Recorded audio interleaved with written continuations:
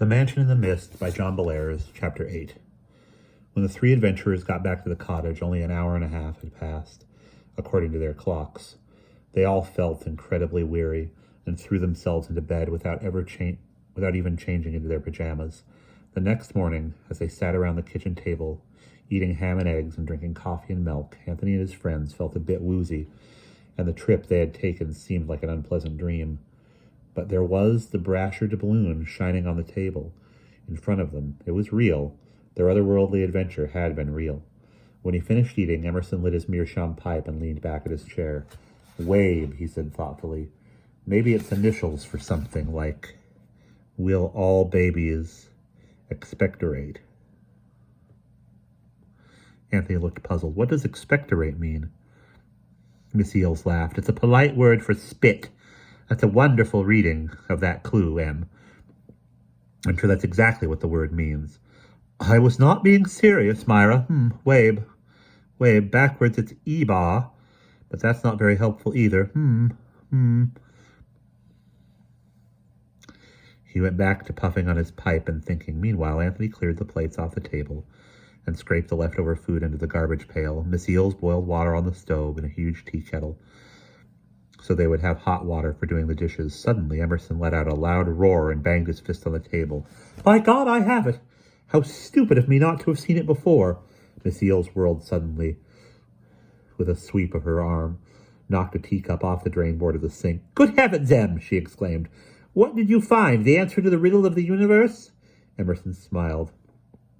"Well, not exactly that, but something nearly as good. Do you remember the Jabberwocky poem in Lewis Carroll's Through the Looking Glass?" "Of course I do, but I can't recite it from memory." Emerson looked smug. "Well, I can. It begins like this. "'Twas brilling, and the slithy toes did gyre and gimble in the wabe. All mimsy were the borogoves, and the mome raths outgrabe." See, it mentions wabe, doesn't it? But you will say, these are nonsense words in a nonsense poem, and they mean nothing. And the answer is, not necessarily. You see, there is a character in the poem, a real know-it-all type, like me, named Humpty Dumpty, and he tries to explain to Alice what the words in Jabberwocky mean. The important part is this. He claims that wabe means the plot of grass around a sundial. Well, Humpty may be talking through his hat, but this clue, probably left by the mysterious rebel autarch, is important. If there's a sundial in that blasted estate, the Logos Cube is probably buried near it. Does that seem likely?" Mrs. Eels laughed. "Em, I don't know if you've noticed it, but whenever you come up with some far-fetched explanation, you say something like, 'Well, now, isn't that logical? Isn't that reasonable?' Quite honestly, this wave business seems like pie in the sky. For all you know, the guy who left the clue, may be named Cyrus Q. Wabe, or maybe he scratched that word on there just for the fun of it, or to throw people off. If this character really did hide the What's-His Cube, would he have left clues leading to its discovery? Wouldn't he have just destroyed the stupid thing?" Emerson's face was beginning to get red. "It may not be possible for anyone to destroy the Logos Cube," he mumbled.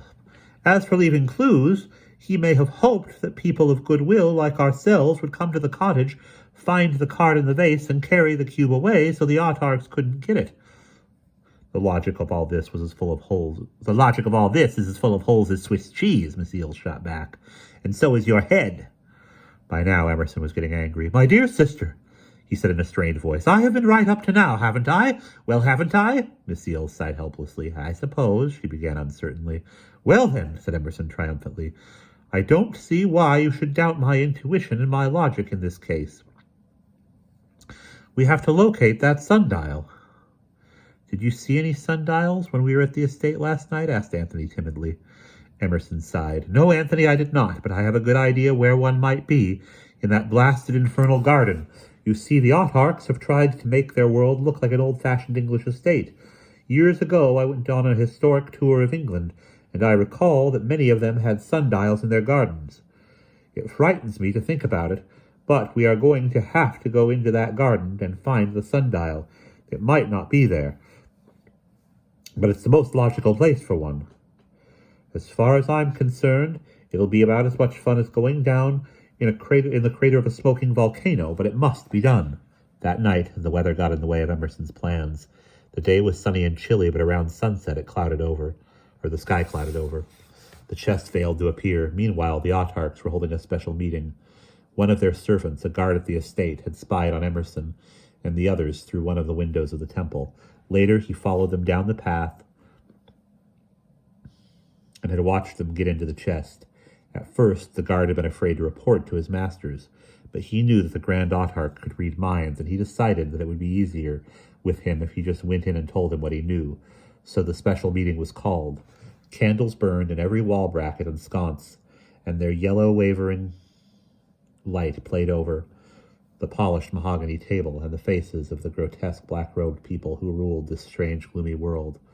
The guards stood near the end of the table where the Grand Autarch sat.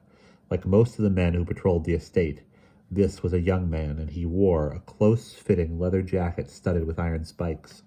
His hair was long and yellow, and on one cheek was an ugly scar made by a knife. The Grand Autarch recruited him personally on one of his trips to Earth. On a visit to the city of Montreal, he had contacted the young man who had no money and no friends and slept on park benches at night.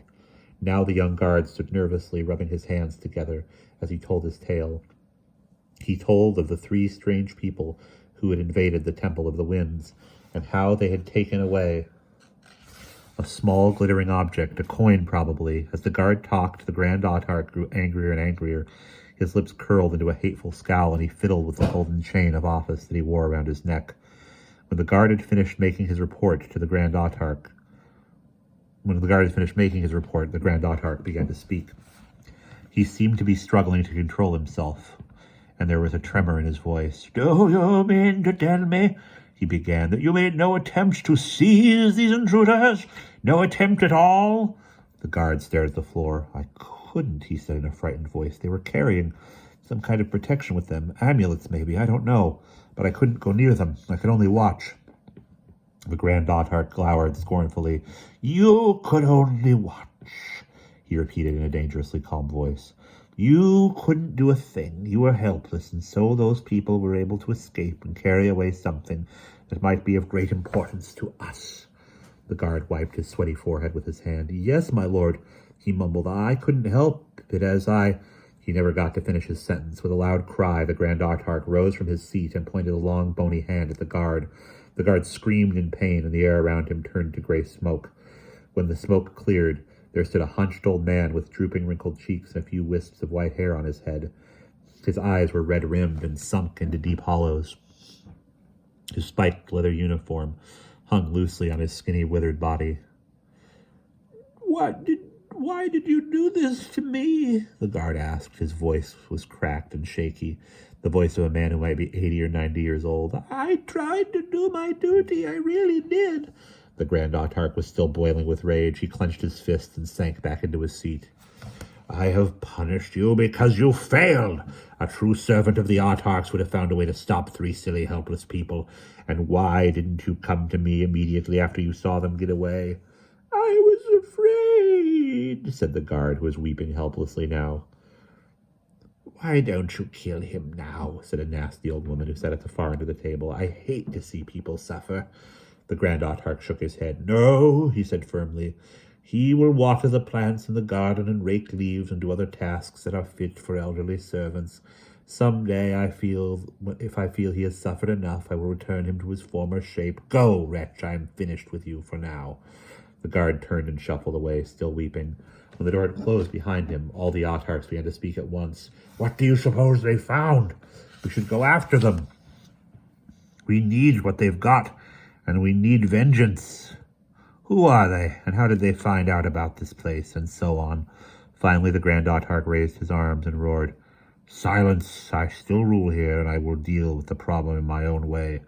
I will pursue these wretched intruders and make them wish they had never tampered with our world. In fact, I shall go tonight. The meeting is adjourned."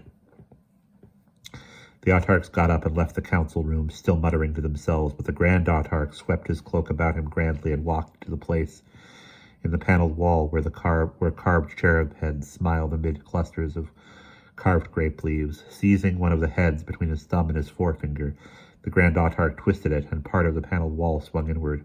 Stone steps wound down into the darkness, and the autarch snatched a torch from a bracket just inside the doorway. A muttered word from him made the end of the torch bloom with fire, and down he went, along a corkscrewing passage so narrow that his shoulders almost brushed both walls. At last he came out into a crypt, a large room with heavy stone pillars and ribbed vaulting. Set into the walls were oblong niches, and in many of them were coffins. Brass plates glimmered on the sides of the coffins, showing that a certain autarch had died on such and such a date at such and such an age. The grim-faced leader stalked on until he came to an empty wooden coffin that lay in the middle of the floor. Climbing into it, he lay down and crossed his hands over his chest. He muttered a few words in a strange language, and the coffin began to fill with yellow smoke. When the smoke had cleared, the autarch was gone. And that is the end of chapter 8.